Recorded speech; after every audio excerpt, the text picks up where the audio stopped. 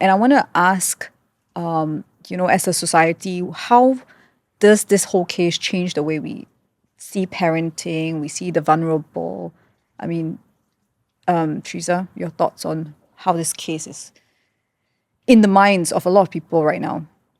I think that most people are understandably shocked and saddened by what they have learned or read.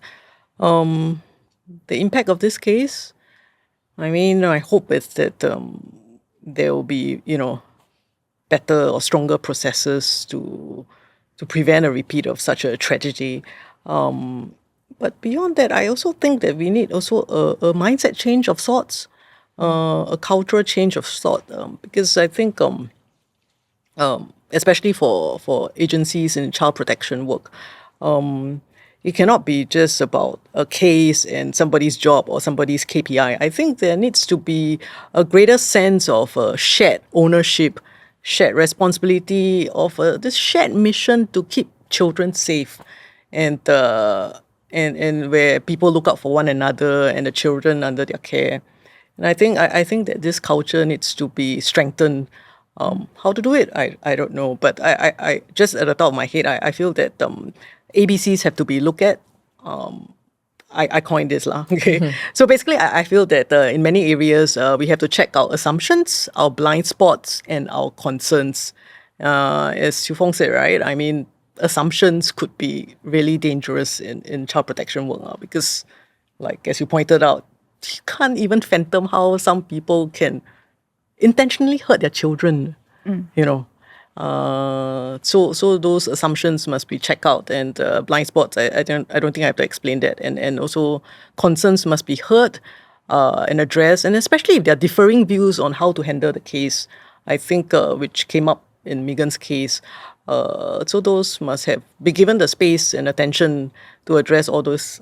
So I think it's also calls for a cultural change in the way agencies are managed as well. Yeah.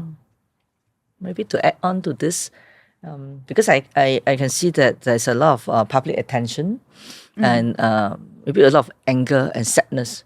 Yeah. And I think understandably yes, and I think so. And I think yes.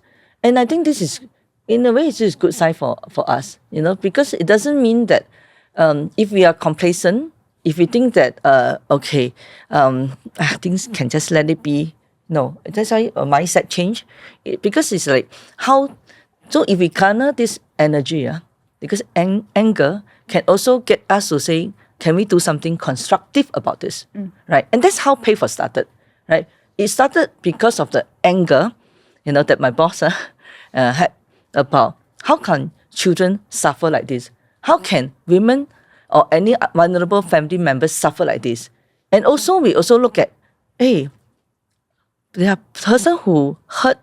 They also want to be supported and they also need help as well. Yes. Right? That's why we turn all this anger and sadness into something constructive to say, we want to come together and do something about it. And I think because I read about this public interest about this, and I'm glad that people are there wanting to do something. So we can be the eyes, in the community for each other. We can be the lifeline, for the vulnerable out there. Yeah. So thanks for also having this podcast today, to be talking something about this topic that is so close to heart. Yeah. I mean, for me, I'm not in the sector. I don't have kids, but even reading like the report was very difficult because she's a kid. She's 4. She has no advocacy. She cannot she cannot fight her parent. Where she couldn't fight her mom. And she tried to voice it out by telling her grandma in some sense, or the teacher, but. I don't know. I mean, I just hope that nobody forgets Megan and we just, do better for the vulnerable in our society.